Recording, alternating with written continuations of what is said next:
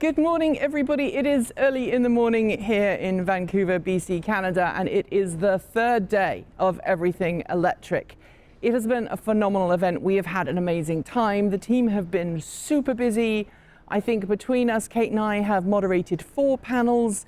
We will have filmed, I think, 12 videos that you'll get to watch on this channel over the next few weeks, including episode 500 of 10, which went live this morning. It is Sunday as I am filming this, but I thought you would like to see a bit of a tour of Everything Electric. And let's start downstairs with this truly amazing Polestar stand.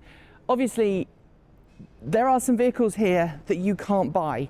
We've got the Polestar Concept BST here, which is just a little bit bonkers and also a little bit resplendent. You've got this wonderful angular light pattern here at the front. Isn't it gorgeous? It's got race-inspired design. It's an all unibody design. And yes, these are concept tires from Pirelli here. But check out the active rear here with the pistons and all of that good stuff. The design at the back here is also designed to get you, feeling of iconic, classic sports car language. Despite that, though, it does have the very familiar touchscreen of every other Polestar model. Behind me, we've also got the Polestar 3. This is a vehicle that is now basically coming into production, and you should be able to buy this in most markets fairly soon. If it looks familiar, it shares the same platform with the Volvo EX90 that we drove literally a few weeks ago. And in keeping with Polestar tradition, I love this. This is wonderful. It says 111 kilowatt hours and 380 kilowatts, so that everybody else at the stoplights knows exactly how much power and how much battery capacity your vehicle has. At the other end of the stand, the Polestar 4, follow me. If I sound a little bit rushed, it is because we're trying to get this done in as short as time as possible. The doors open at 10, and while it makes it much more fun for you when this is humming with people, it also makes it kind of difficult to film. So this is the Polestar 4, not available in North America yet. 100 kilowatt hours, 400 kilowatts at the wheels. I like this design. This is going to be a real good cross shopper against the Tesla Model Y. If you're looking for kind of that mid-size EV that isn't a Tesla, this is going to be an obvious choice. Of course, the big feature of the Polestar 4 is that it doesn't have a rear view space. There's no rear view mirror. There's no rear window. Instead, you have to make use of the cameras on top of the hatch. I'm going to give you a bit more of a glimpse of some future models coming here, because if we turn around, we've got the GM stand where we've got Cadillac and Hummer. Here we've got a pair of Cadillac Lyrics, US made. They're based on the same Ultium platform as the rest of the GM vehicle lineup. And you know what? We see these a lot around town. Now, these have been selling really, really well. Lots of people want to buy them. This unique light on the rear here, when I first saw it, I didn't like it, but it is slowly growing on me. And as you can see from over here, quite a cavernous rear amount of luggage space here. You've got this underfloor storage area as well. You've got the ability to pull up your luggage bay cover, and you can fold down the rear seats using buttons in the rear. I'm hoping that Cadillac gives us a chance to review one of these. We weren't able to go to the launch event, or rather we chose not to go to the launch event for reasons that I won't go into right here, but we were promised a review unit, so hopefully we'll get one soon too. Over into the kind of the Chevy end here, of course, we've got all of the Chevy EVs, the Equinox, the Blazer. And over here, we've got the E-Ray, which is a bit of a rare beast. Technically, it's a dual drivetrain, right? It's a plug-in hybrid. Officially, it's the Corvette E-Ray. It has a pretty high sticker price, well above 100,000. It is a beautiful car. I wish it was all electric. Maybe they'll consider it in the near future. And then, of course, behind me, we have just truly impressive. This is giving off serious Darth Vader vibes. The Chevrolet Silverado EV, the RST variant. So this is the one with all the bells and whistles. It is ridiculously tall though. If you see it standing next to me, you'll just see how bonkersly large it is.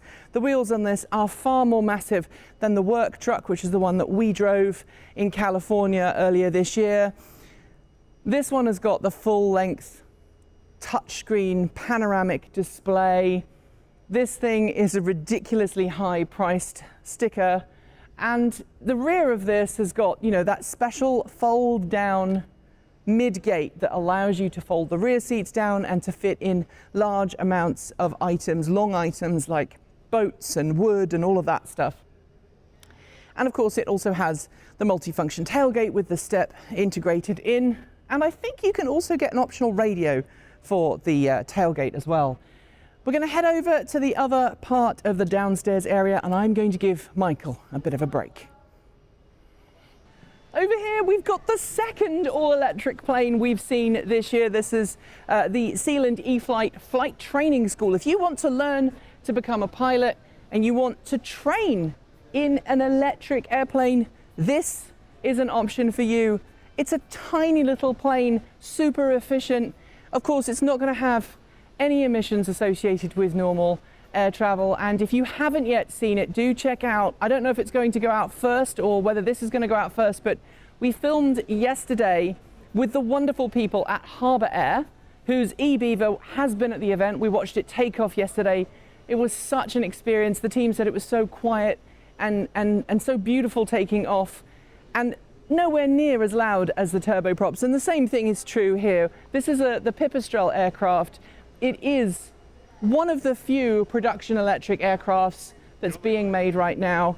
It is phenomenal. It is, I think, the only production electric aircraft, actually, as someone just told me off camera here. But it charges using a standard charging inlet. You plug it in here, and it's already gaining popularity around the world with flight schools because it's so easy to fly.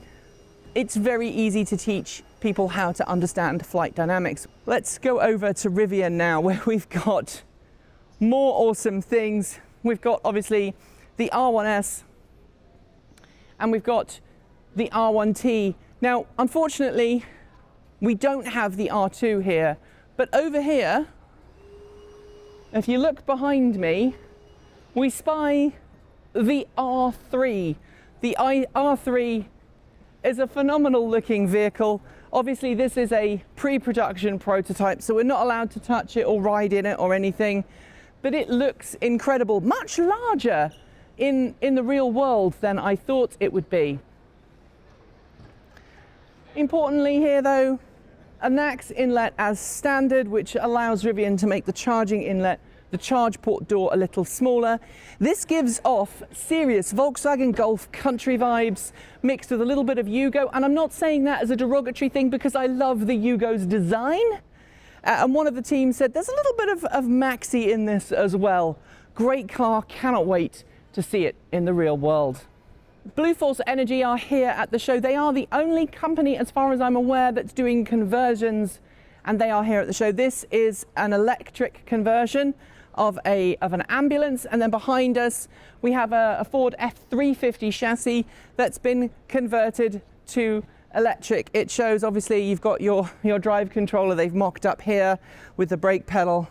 And then, of course, this shows how the battery packs are integrated into the chassis wheels of the vehicle. We've got two massive battery packs here, but importantly, the rear of this vehicle remains exactly the same, which means you can have the same options for suspension and all of that good stuff that you would have with any Ford vehicle.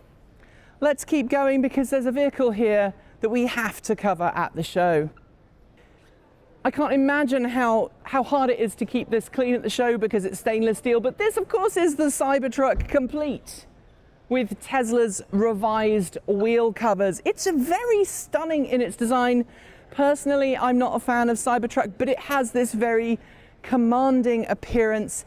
It's a little bit bigger than I thought, you know, in terms of size. I've passed them on the road, but this is about as close as I've got to one in the real world. And some of you have offered us a drive, and we are hopefully going to set one up, maybe in the end of the year or beginning of the year when we're a little less hectic and a little less busy. I do love this little snub nose at the front here.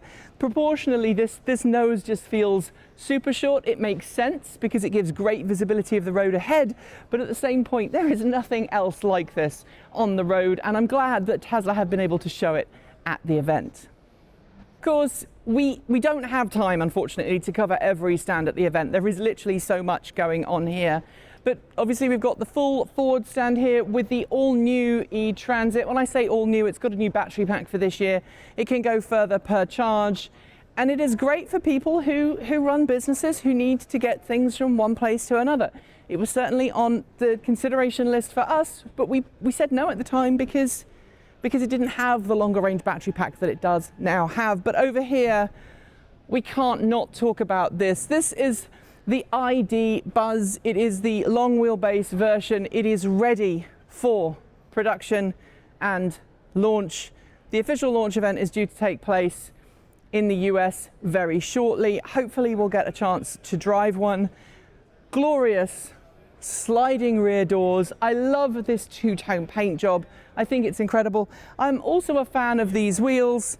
And of course, this harkens back to the days of the original Volkswagen microbus. This is actually a German version. It's still got its German plate on, so it's come all the way over from Germany. But the rest of the stand here, obviously, we've got the rest of the Volkswagen ID family that's available in North America.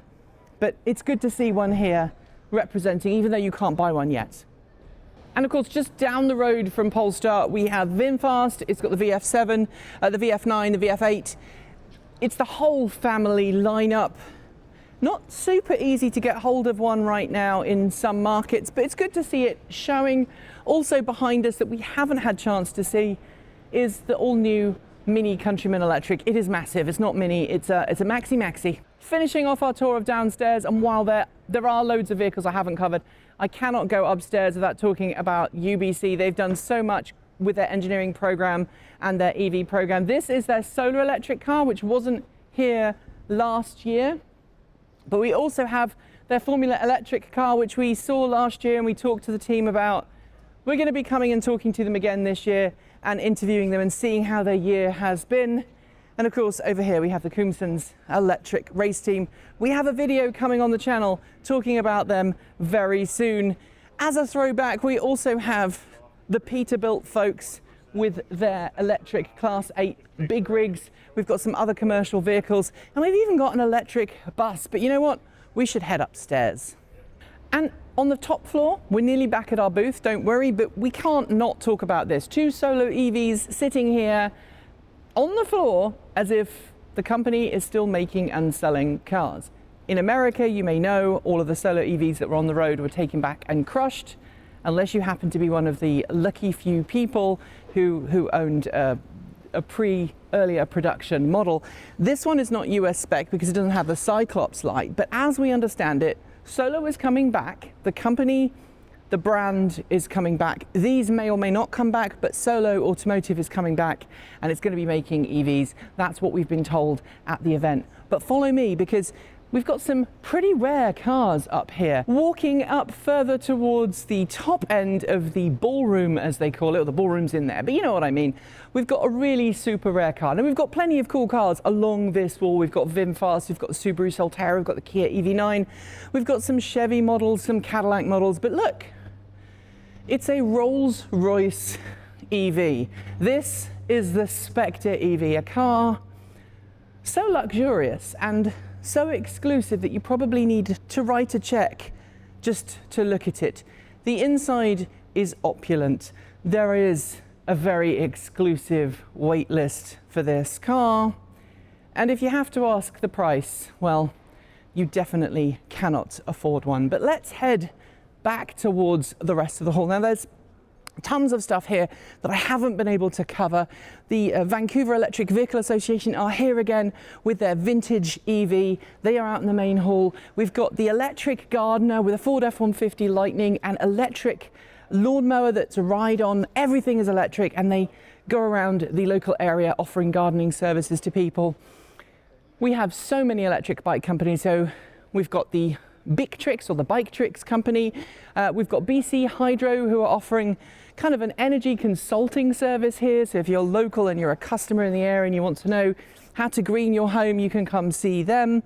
They've got a pretty sizable stand here alongside a Busy Forks. The thing that makes me laugh though is they've got a sticker on the back that says there's a fire extinguisher inside.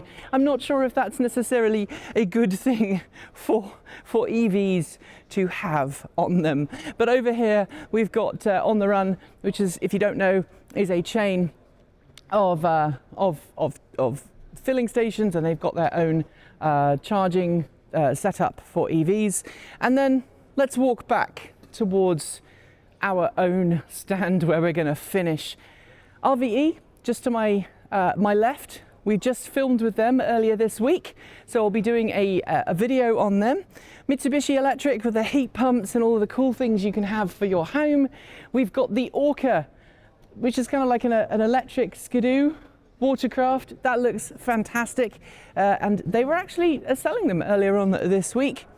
And then as we come back here, if you prefer your watercraft to be even larger and electrified, these guys will sort you out. Petawatts Automarine. I love the finish of this boat. It looks incredible. We're nearly back, I promise. And then as we walk back here, we've got some more electric motorbikes. There are many different vendors here at the show. Kate and I did talk about bringing our motorcycle gear so that we could review things at the event, but we've just been so busy. We decided to leave our gear at home and then try and set up something in the not too distant future. But you might notice this is an empty stall. It was supposed to be a solar company and they don't appear to have arrived. But I don't know who this person is, but it brings us back to the Transport Evolved stand. And one of the fun things about the stand is that we've had lots of people ask us, what do you do? It's right here. Anyway, thanks to the wonderful Mark for producing all of these amazing set pieces for us and printing all of this. He's based in Seattle. Thank you so much for helping us produce all of this wonderful stuff. And the rest of the team is here. They are having a just as much a busy time as I am. And if you saw Kate hiding in the corner as we were filming around, she's been following at a distance. Wave, Kate. She's been minding us throughout this, but now if you'll forgive me, we need to go because we have an interview in 10 minutes on stage. Thanks for joining me today, and if you've got thoughts, make sure you leave them in our Discord chat room, our Patreon page, our YouTube comment section, or you can reach out to us on Mastodon. Thanks to the amazing list of people scrolling by on your screen right now. They are some of the more than 1,500 people who help make this channel possible through Patreon and YouTube, covering our bills, paying our team, and making sure that we can remain 100% independent.